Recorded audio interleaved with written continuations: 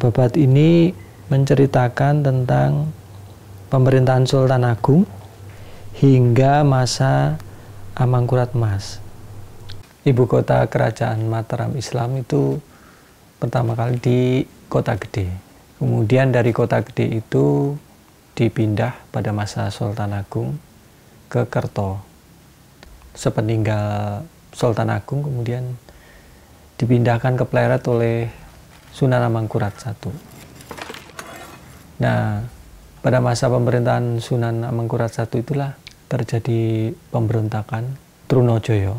Itu yang menyebabkan istana jatuh ke tangan musuh dan Sunan Amangkurat I melarikan diri ke barat sampai di Tegal. Sebelum meninggal sebetulnya sudah memberi semacam wasiat kepada dua putranya. Satu Pangeran Adipati Anom sendiri sebagai putra mahkota, yang kedua kepada Pangeran Puger. Dan tombak Kiai Pleret sudah ditawarkan kepada beliau, tapi Pangeran Adipati Anom menolak. Sehingga kemudian tombak Kiai Pleret diberikan kepada Pangeran Puger. Dan Pangeran Puger lah yang menyanggupi untuk melawan para pemberontak. Trunojoyo setelah menyerang itu tidak lama menduduki Pleret. Trunojoyo dan pasukannya hanya melakukan perampasan-perampasan. Jadi ketika Pangeran Puger sudah berhasil menyusun kekuatan kembali, mendatangi Pleret sudah tidak ada musuh lagi. Sementara Pangeran Adipati Anom, dia melanjutkan perjalanan menuju Jepara untuk bertemu dengan pejabat VOC di sana. Tujuannya untuk meminta bantuan. Tentu saja company mau membantu asalkan dengan perjanjian-perjanjian. Bahkan di sana Pangeran Adipati Anom dinobatkan menjadi pengganti Amangkurat I, menjadi Amangkurat II.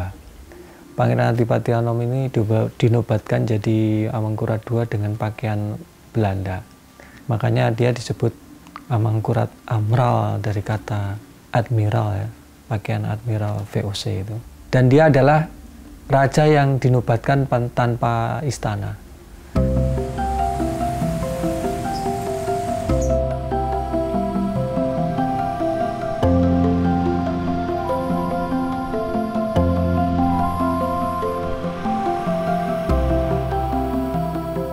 Kartosuro adalah kota kerajaan yang didirikan setelah keraton di Pleret itu runtuh, yang menurut kosmologi Jawa itu sudah tidak layak untuk menjadi kota kerajaan lagi. Meskipun secara teknis kalau saya pikir itu masih bisa diperbaiki.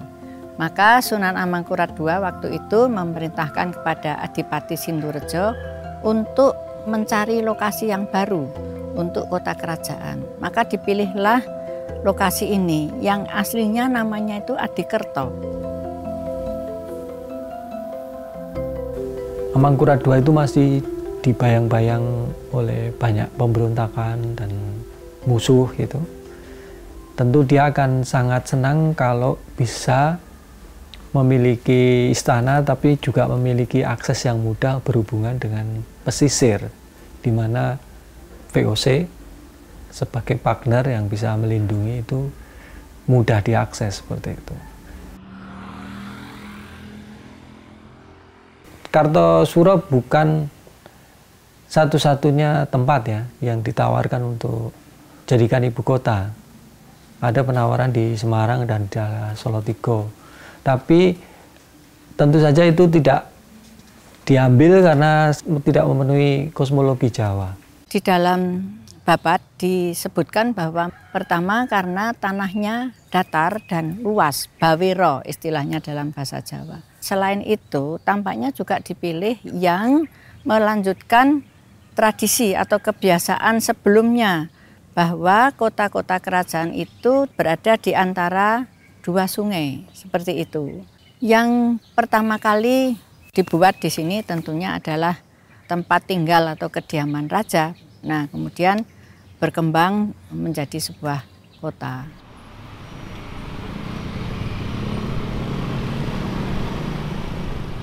Kalau kita lihat dari tata kota yang bisa kita ketahui melalui peta lama, juga melalui toponim-toponim yang ada di wilayah Kartosuro. Itu kita lihat bahwa keraton itu menghadap ke utara.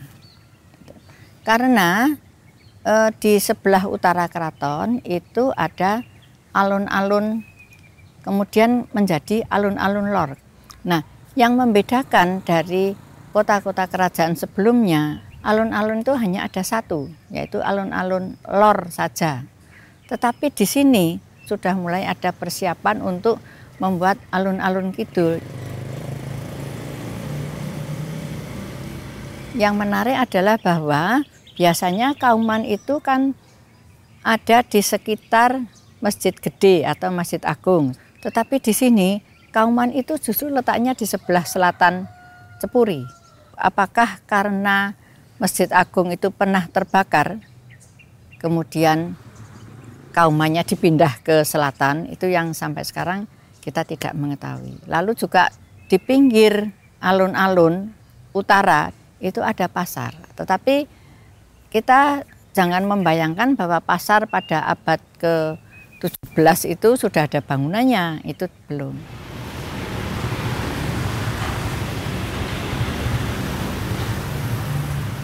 Artinya ada keraton yang dikelilingi oleh benteng dalam atau biasa kita sebut Cepuri, kemudian ada benteng luar yang biasa kita sebut Baluwarti. Kemudian di sekitar itu ada pemukiman-pemukiman penduduk. Yang membedakan di sini ada toponim Pacinan, artinya sudah ada etnis asing yang bermukim di sini. Dulu juga ada tempat tinggal atau dalem-dalem untuk para pangeran. Mereka ditempatkan di sekitar keraton gitu. Mereka itu kan mempunyai dalem. Di dalam itu juga bermukim prajurit-prajurit yang ada di dalam lingkup kekuasaan para pangeran itu. Dan nama-nama toponim sampai sekarang juga masih ada. Lalu yang juga membedakan di sebelah timur keraton itu ada namanya Kandang Macan. Nah, berarti sudah mulai ada kebiasaan untuk mengadu macan dengan banteng atau dengan prajurit keraton. Kalau di Pleret itu kan kita tahu ada Segoro Yoso yang dibuat sebagai danau buatan begitu. Tampaknya di sini dulu juga ada. Pada waktu kami melakukan penelitian tahun 85-86 itu kami menjumpai ada satu bukit buatan menurut tim yang ahli geologi. Mungkinkah tanah yang digali untuk membuat kolam itu ditimbunkan sehingga menjadi bukit buatan itu, yang sampai sekarang orang masih mengenal itu sebagai Gunung Kunci. Kalau pada waktu di Kota Gede dan Pleret itu ada Kerapyak, yaitu hutan perburuan. Nah, di sini juga masih ada toponim Kerapyak. Selain ada toponim Kerapyak, di sebelah barat daya benteng ini juga ada toponim yang namanya Kandang Menjangan. Bahwa Kandang Menjangan itu sampai zaman Jepang itu masih ada kijang-kijang yang ada di situ. Nah, mungkin sekitar tahun 60-an gitu, tempat itu kemudian beralih fungsi menjadi markas, waktu itu namanya RPKAD, kalau sekarang Kopassus. Tetapi nama Kandang Menjangan itu tetap melekat di situ.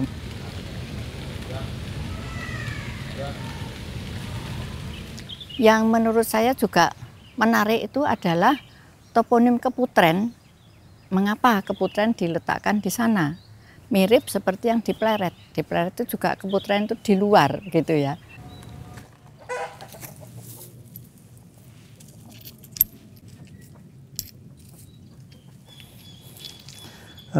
Di sini banyak ditemukan keramik-keramik asing, terutama Cina, Dan melihat indikasinya ini merupakan dari masa Ming akhir sampai Qing awal. Jadi periodenya sekitar abad 16-17. Dan lokasi ini oleh masyarakat setempat disebut atau terkenal dengan Keputren, di mana Keputren ini letaknya jauh di luar Cepuri, tetapi masih berada di dalam lingkup Baluwarti. Selama kurang lebih 60 tahun Kartosuro menjadi ibu kota kerajaan, memang tidak ada banyak kesempatan untuk membangun istana untuk bisa menjadi istana yang megah, indah seperti itu. Kenapa? Ya karena itu periode perang yang panjang. Kita masih beruntung bahwa tembok ini masih utuh, batanya tidak diambili oleh warga. Tembok Cepuri ini buat dari bata yang ukurannya sudah tidak setebal dan sebesar yang ada di keraton pendahulunya. Tembok Cepuri ini kalau saya hitung ketebalannya sekitar 8 lapis. Dan susunan bata ini masih tetap tidak menggunakan spesi. Ada sudut di situ membelok ke utara, ini yang sampai sekarang kami tidak tahu apa sebabnya dibuat tidak lurus begitu ya. Ada sudut-sudut yang membelok ke sana kemari gitu. Tembok benteng ini adalah benteng yang dibuat dengan arsitektur benteng Jawa yang berbeda dengan gaya Eropa yang memakai bastion dan di atas tidak ada lubang untuk menempatkan meriam. Persis tidak jauh dari istana juga dibangun garnisun atau benteng militernya company di situ.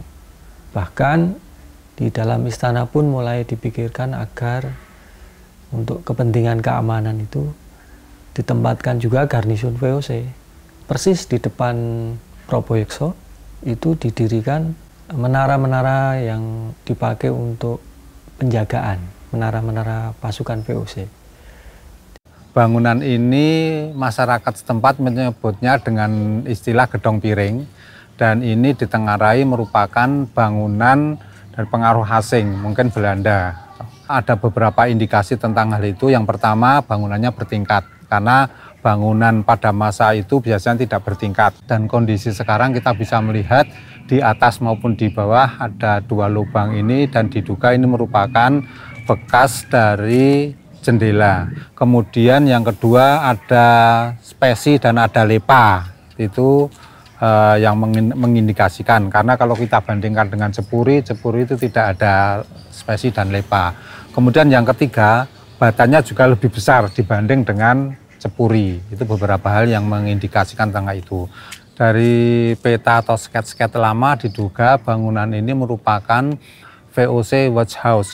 Jadi ada 2 menara penting yang di depan Keputren dan Proboyekso yang langsung didiami oleh keluarga inti kerajaan, itu dijaga juga oleh VOC. Kemudian selain ada loji company, juga muncul toponim yang namanya Gedong Obat. Itu artinya adalah tempat untuk menyimpan mesiu. Nah, jadi bukan berkaitan dengan obat. Jadi mestinya pada waktu itu senjata api sudah lebih banyak dikenal daripada masa sebelumnya. Ada beberapa kejadian penting ketika sekitar tahun 1685 itu Istana Mataram kedatangan Suropati. Kalau yang dalam sejarah dikenal Untung Suropati. Tentu saja ini mengundang konflik dengan VOC karena Suropati kan musuhnya VOC. Sementara Mangkurat II yang dulu dibantu VOC kok melindungi buronan VOC. VOC ini udah mulai cerewet nih, berkali-kali mengirimkan surat atau utusan untuk menagih hutang-hutang Mataram yang dibuat dari perjanjian sejak pemberontakan Trunojoyo itu. VOC mengirimkan utusan, yaitu Kapten Tak. Mungkin persepsinya Kapten Tak akan memimpin pasukan untuk menyerang. Sehingga dibuatlah semacam strategi atau taktik gitu. Pasukan Suropati diperintahkan untuk menghadang Kapten Tak di luar keraton.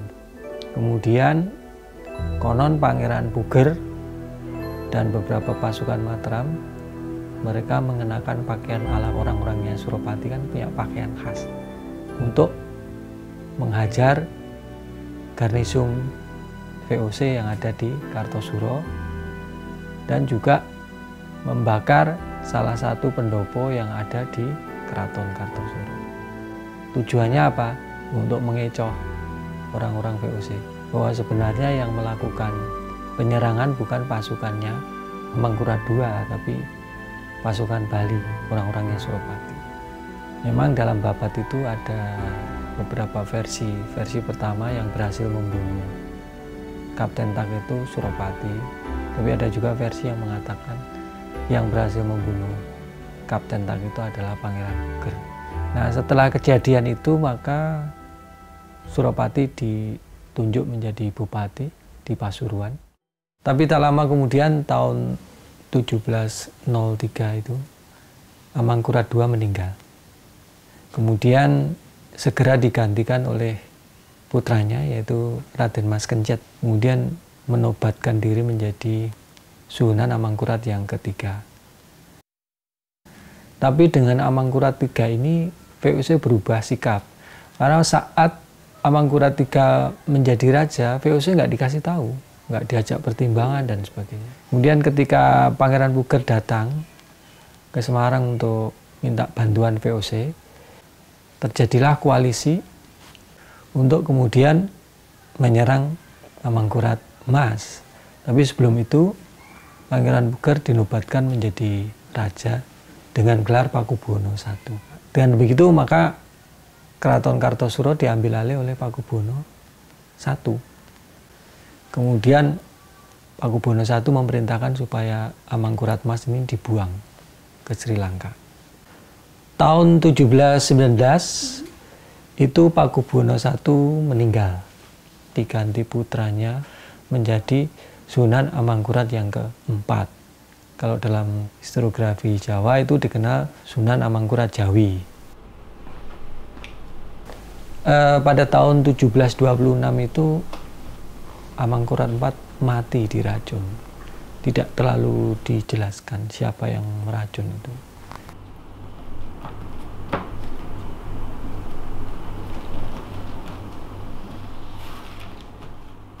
Ini adalah peta Jawa yang menunjukkan peta wilayah kekuasaan Mataram, yang mana puncak penguasaan wilayah Mataram itu terjadi pada masa Sultan Agung. Mulai Pakubuwono yang pertama, itu sedikit demi sedikit wilayahnya berkurang. Nah, wilayah-wilayah yang pertama hilang itu misalnya wilayah Priangan di Jawa Barat, kemudian Cirebon, kemudian di Madura bagian timur, kemudian Semarang. Nah, kemudian digantikan oleh putranya yang kemudian bergelar Pakubuwono yang kedua. Pakubuwono II ini masih muda, kalau nggak salah 15 tahun. Nah, pada masa Pakubuwono II ini juga banyak insiden. Salah satu yang paling fatal adalah geger Pacino. Ini adalah tembok benteng yang dijebol pada waktu geger Pacino. Disebutkan bahwa pasukan dari luar itu menjebol tembok benteng ini. Ketika di Batavia, orang-orang Cina ini melakukan pemberontakan kepada VOC, kemudian dibantai oleh VOC. Banyak orang Cina Batavia kemudian melarikan diri ke daerah timur, Semarang, Rembang, Lasem. Ada seorang cucu dari Amangkurat Mas yang masih berumur 12 tahun, namanya Raden Mas Garendi. Kemudian dijadikan simbol untuk melawan VOC. Pakubuwono II mendukung orang-orang Tionghoa ini, sehingga terjadilah perlawanan orang-orang Tionghoa di Semarang. Akhirnya terjadilah perlawanan dari VOC terhadap para pemberontak, dan para pemberontak ini bisa dikalahkan. Nah, kemudian Pakubuwono II menyesal karena telah membantu orang-orang Tionghoa itu melawan Belanda. Karena sikap Pakubuwono II sudah berbalik, maka orang-orang Tionghoa memerlukan simbol baru, yaitu menobatkan tadi Raden Mas Garendi dijadikan Sunan. Dia dijadikan Sunan Amangkurat yang kelima. Nah, kemudian mereka mulai menyerang Kartosuro dan berhasil diduduki. Mengapa bagian ini yang dijebol, yang dibobol? Kalau di pintu gerbang yang resmi itu kan sudah diperkuat, dijaga oleh prajurit-prajurit begitu. Nah, bagian ini tentunya tidak dijaga.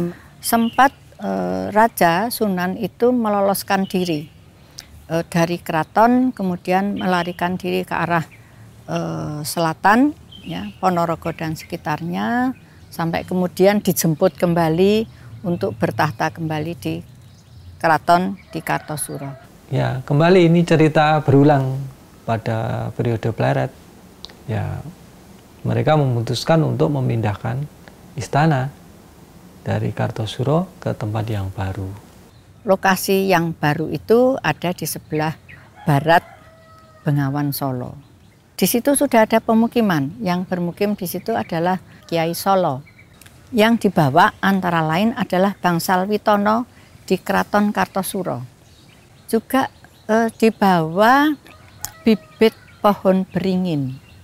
Tampaknya di Keraton Kartosuro itu sudah mulai ditanam pohon beringin di alun-alun. Pemindahan terjadi pada tahun 1745. Dikisahkan bahwa Sunan Pakubuwono II itu pindah ke keraton yang baru dengan menaiki kereta yang dipinjamkan oleh VOC.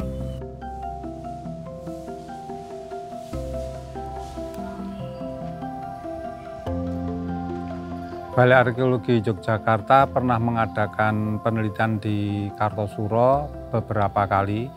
Penelitian tersebut dilakukan dalam bentuk survei dan dilakukan kerjasama antara 3 pihak, Balai Arkeologi Yogyakarta, yang kedua SPSP Suaka Peninggalan Sejarah Purbakala Provinsi Jawa Tengah yang sekarang menjadi Balai Pelestarian Cagar Budaya Jawa Tengah, dan yang ketiga dari jurusan Arkeologi Fakultas Ilmu Budaya Universitas Gadjah Mada, dan menghasilkan data baik yang bersifat fisik maupun non-fisik. Data yang fisik berupa data keraton, dalam hal ini Cepuri, tembok Cepuri, kemudian tembok Baluwarti, kemudian kita juga mendapatkan data tentang jaringan jalan, permukiman, dan ada 2 rumah pangeran. Kemudian data yang non-fisik kita mendapatkan nama-nama berupa toponim. Pernah juga ada ekskavasi di sekitar keraton ini pada tahun 1988 kalau saya tidak keliru. Itu tim menemukan fragmen-fragmen pipa cangklong hauda. Itu mengindikasikan bahwa pada waktu itu ada orang-orang Belanda yang dia memang ditempatkan di situ. Di sini saya lihat selama sekian belas tahun itu ada hal yang menurut saya, pandangan saya sebagai seorang arkeolog begitu, ada yang kurang menggembirakan karena misalnya ada bangunan baru di bawah pohon beringin yang tua itu. Pohonnya sih masih tetap sama dulu juga di situ, tapi kemudian ada dibuat baturan yang baru. Kemudian juga bangunan-bangunan pemakaman termasuk cungkupnya juga bertambah. Nah, ini bisakah misalnya meskipun ini sudah dimiliki keraton, tetapi ada SOP-nya ya, apa yang boleh dan apa yang tidak. Sebetulnya untuk menjaga kelestarian situs ini, yang ini adalah pendahulu dari Keraton Surakarta dan Keraton Ngayogyakarta.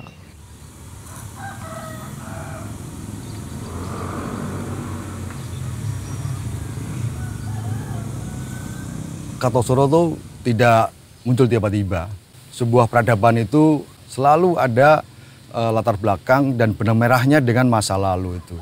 Walaupun kita tahu tidak banyak ketinggalan yang tersisa dari Keraton Kartosuro ini, tetapi kita tidak boleh lupa bahwa konteks Mataram Islam dalam konstelasi kerajaan di Nusantara itu berperan sangat penting. Gitu.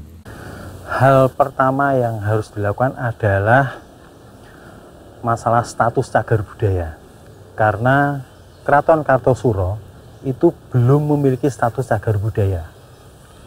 Tetapi walaupun begitu, menurut pasal 31 ayat 5 Undang-Undang Nomor 11 Tahun 2010 tentang cagar budaya yang menyatakan dalam masa pengkajian bangunan situs diduga sebagai cagar budaya, dilindungi dan dilakukan seperti cagar budaya, maka harus segera dilakukan penetapan cagar budaya yang pengusulannya oleh tim ahli cagar budaya Kabupaten Sukoharjo, kemudian ditandatangani oleh Bupati.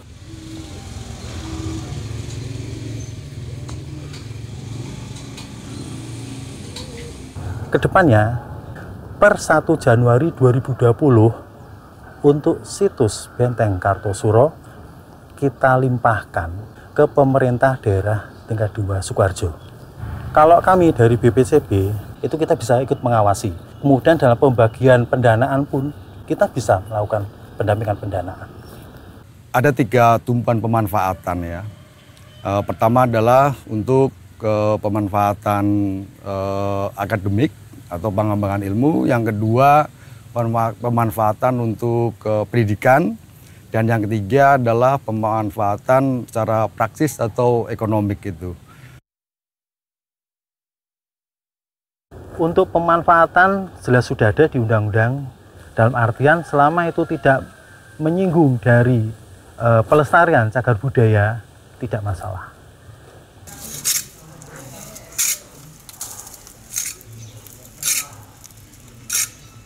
Agak sulit memang ketika kita harus mengembangkan atau memanfaatkan suatu situs yang hanya beberapa potong saja sisanya gitu.